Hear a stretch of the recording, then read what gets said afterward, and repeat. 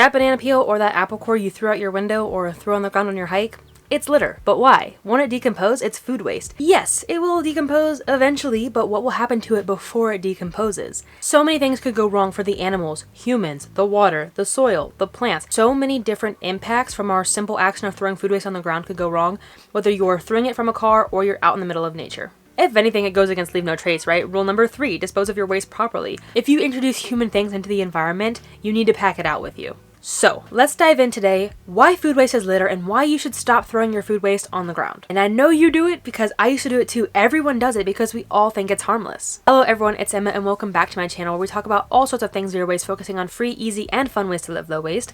And today, we're combining my love of the outdoors and my love of zero waste, and we're talking about principle number 3, a little bit, of leave no trace, which is to dispose of your waste properly, specifically your food waste. I could talk about principle number 3 in probably 4 or 5 separate videos because there's so much that goes into disposing of our waste properly. Today we're specifically focusing on food waste because I get this question all the time. Food will decompose, isn't it better to throw it on the ground than the landfill? And I'll have you reconsidering that as well by the end of this video. If you didn't know, I am also a Leave No Trace Master Educator. I love Leave No Trace. Leave No Trace is essentially zero waste for the outdoors, so of course I love it. I have a lot of videos on it right now, but if you want to learn more about Leave No Trace just at a surface level, you can check out this video up here, and then in 2 weeks come back and we're going to be talking about fire prevention. So if you want more Leave No Trace videos, definitely let me know. I will stop making them if you guys are not interested in them, but I'm really passionate about them, so I'm sure at least a couple of people will learn from these videos. First thing we're going to be talking about today is that our food waste might not actually decompose. How does that make any sense? It's food waste, right? It should decompose,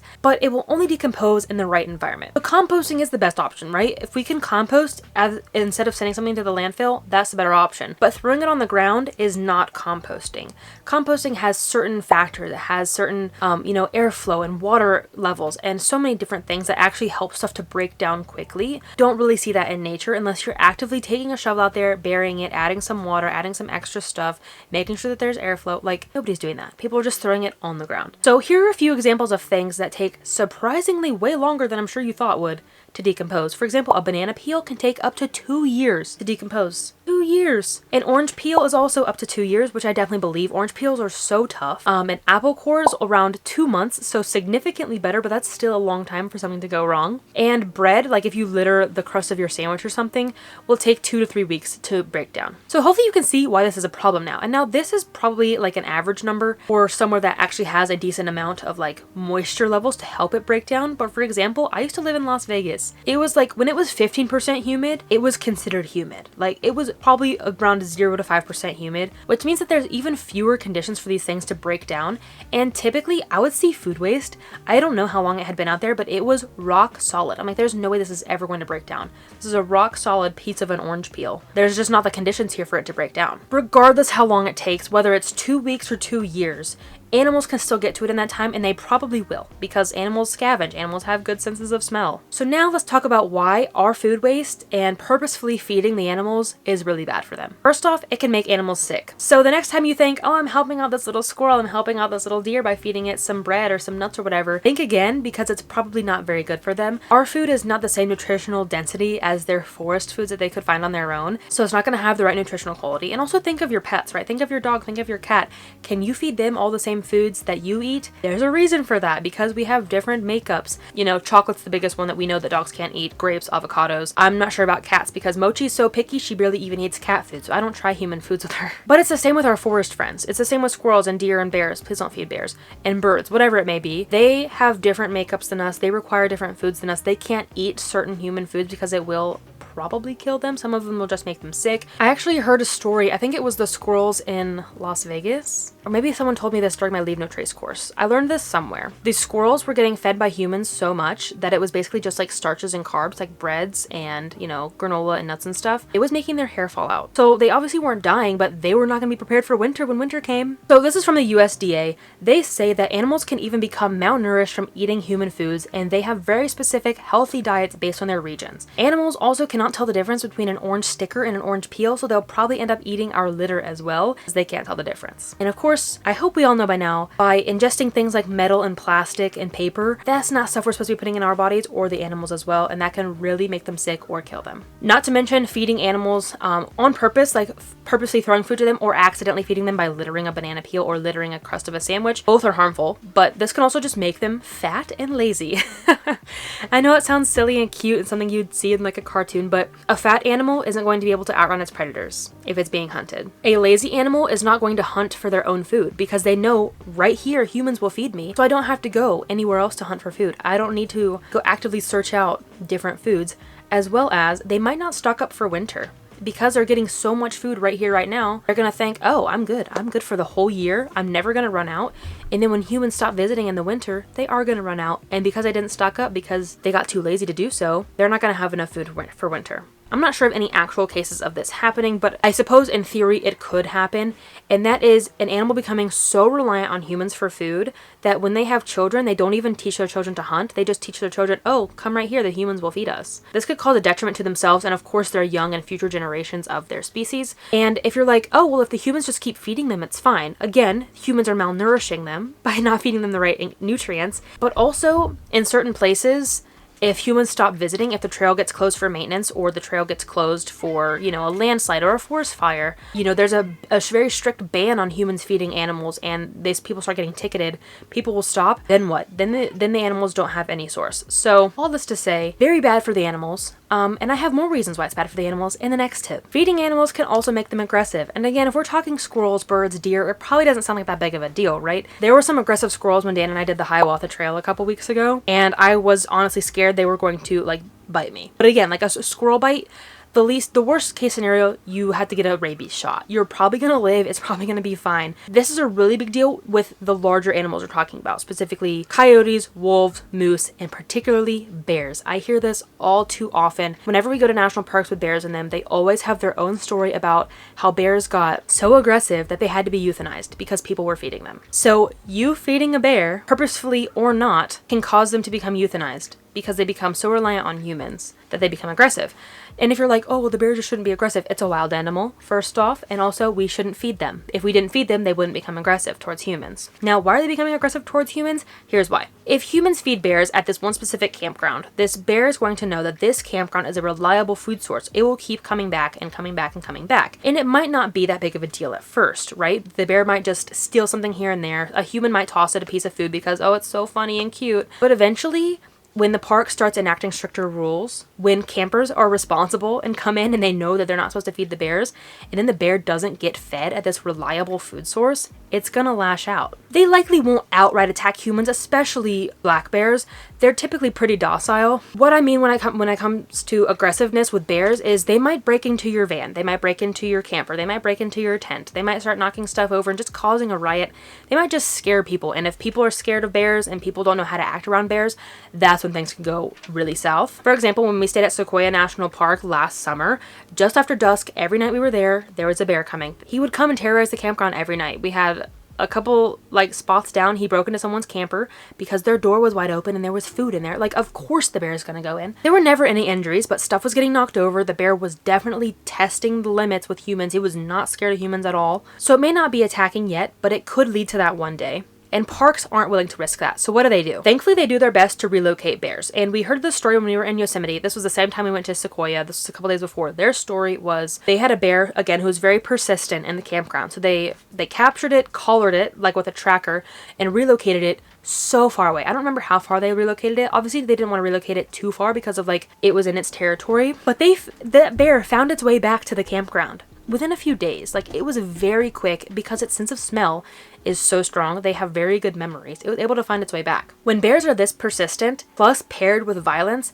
that's when the bears can get euthanized. But it's important to remember, I can't iterate this enough, they're only violent and they're only this persistent because we feed them. Whether we're feeding them on purpose, throwing them food, or an accident by not using bear boxes, by leaving our cars unlocked, by leaving our food waste on the ground. We need to make sure that all of our food is secure, we're not littering our food waste, we are cooking in designated areas, storing our food in designated areas, locking our cars. Bears are so smart, so use the stuff that parks have in place, specific bear boxes and trash cans.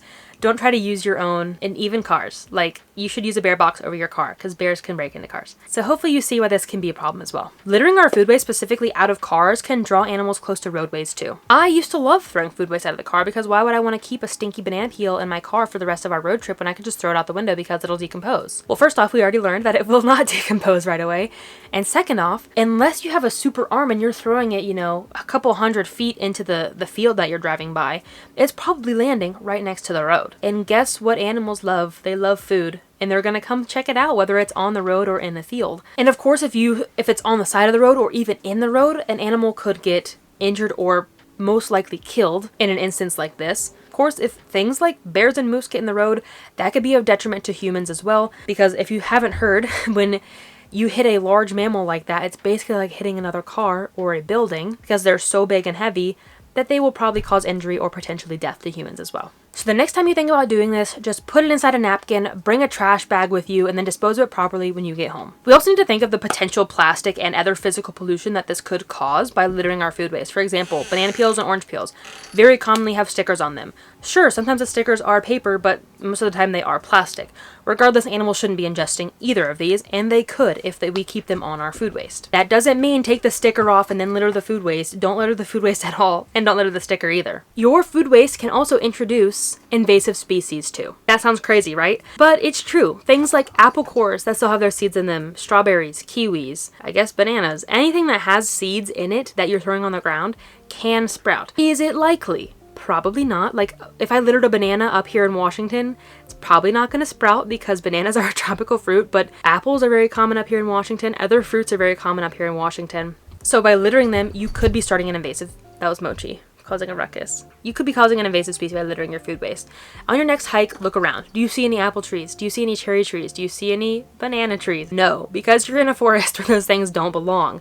So if it doesn't belong there, don't litter it. If you're in an orchard and you eat an apple right off the tree, you can litter your apple core right there because that's where that apple came from. But I even found an article that said that littering apples and roadways, where was it, in Scotland, from non-native species was causing harm to the native apple orchards in Scotland. So like, even if you are littering apples where you see apple trees, those species might not mix and it could cause an invasive species, or it could cause certain sicknesses to be introduced to the local plants. Especially on our public lands, our protected lands like our national parks, our national monuments, state parks, etc. Don't litter your food waste, because if this happens, this could cause a huge ecological disaster. Our food also contains pesticides and herbicides. Like, even your organic stuff still has certain herbicides and pesticides on them, even if they are like a little bit better, they still don't belong out in our protected lands. It might be trace amounts, but because our wild places aren't used to pesticides and herbicides, and the animals and the plants aren't either, it could still affect them. It could get into their water, it could get into their soil, it could affect the plants, and then all of this stuff will affect the animals because the animals eat the plants and drink the water. And you see this a lot in large fish up the food chain, like salmon, I think, and tuna. It's called bioaccumulation, specifically with mercury with fish, right? If a small fish consumes mercury, the bigger fish that eats that one is going to have mercury in it from that fish. The bigger fish over here is going to have mercury from eating this fish, and so forth up the food chain. And the more and more and more it accumulates, the higher up the food chain you are. And the same could potentially happen with pesticides and herbicides, so the less we introduce them to our nature, our wild places, the better. Food waste out on the trail is also just ugly. Do it to respect the humans as well. I don't know about you, but I definitely don't want to see apple cores and orange peels and banana peels on the trail.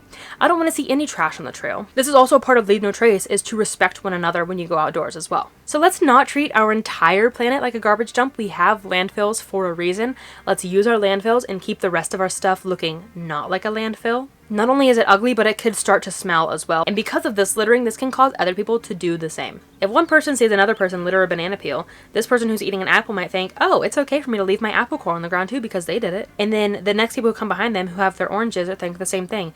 The next people after them who think they have a plastic water bottle. Maybe they'll think that they can leave their plastic litter on the ground as well. If people think that it's okay, they're going to keep doing it because no one's out there cleaning up after them. I mean, there might be, but after having worked in a state park now for a few months, I know firsthand now that parks don't have the manning to go out and do litter cleanups on every single trail. We do as much as we can, obviously, but we have other stuff that we have to be working on.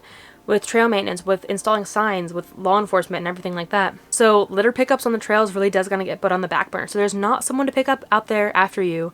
So take responsibility for yourself and take it home. Unfortunately, food waste does not belong in our landfills either. It's really bad to send our food waste to the landfills.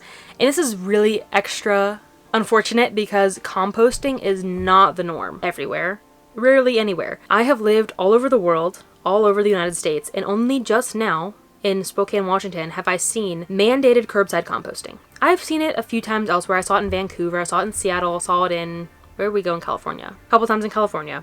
But like, it's very, very rare to see commercial composting accessible to everyone, right? So it's available in Spokane for like residences. It's not available for people in apartment buildings. I'm not even sure if businesses have access to commercial composting. Like, even though it's available, it's still not available to 100% of people. So in a couple weeks, we are going to be talking about composting and all the different ways you can compost, whether you are an apartment or you do have your own house on your own land and everything in between.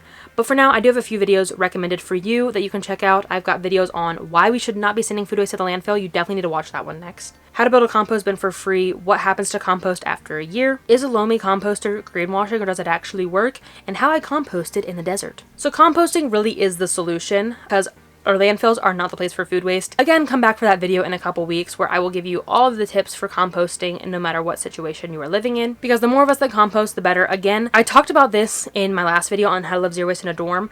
One of the best things we can do for the planet as individuals is to eat less meat, but another one of the best things we can do as individuals for the planet is to compost. We need to find ways to compost more often. No matter what our living situation is, because it is crazy the amount of greenhouse gases that come from the landfill because we're putting food waste in there. The more that we can reduce from sending to the landfill, the better. Thank you for watching this video, especially if you made it all the way to the end. Again, this is something I'm very passionate about and I'm glad you're passionate about it as well. If you learned anything from this video, give it a thumbs up as well as share this with others because, again, this is so important for the health of all of our ecosystems, for the animal safety, for our own safety, of course. Nobody wants to deal with an aggressive bear, so the less that we are all littering food waste, the better. Not littering food waste is so easy, and by not littering food waste, it can have such good benefits by not doing so. Take it home with you. Even if it does have to go to the landfill is better than putting it out in the wildlife, in the wilderness. Cannot talk today. So thank you for sticking around. If you have any more tips about this, any more reasons why we shouldn't litter food waste, let me know down below. And if you want me to cover any more leave no trace topics, let me know, of course, because again, I love talking about leave no trace, but I won't talk about it if you guys aren't into it. Let me know specifically which leave no trace topics you want me to talk about next. Next week, we are talking about going zero waste back to school. And again, in 2 weeks, we're talking about forest fire prevention. So we have more leave no trace coming up if you're interested in that. Again, thank you for watching. I appreciate your time. I'll see you next week. Until then, remember that your small actions make a big difference in the long run. Bye, guys. 2 down, 3 to go. If you're watching these every week, then just know that this video, the last video, the next 3 videos, I filmed all in the same day. Hot. So many things could go wrong for the animal, the water animals, plural. What is it?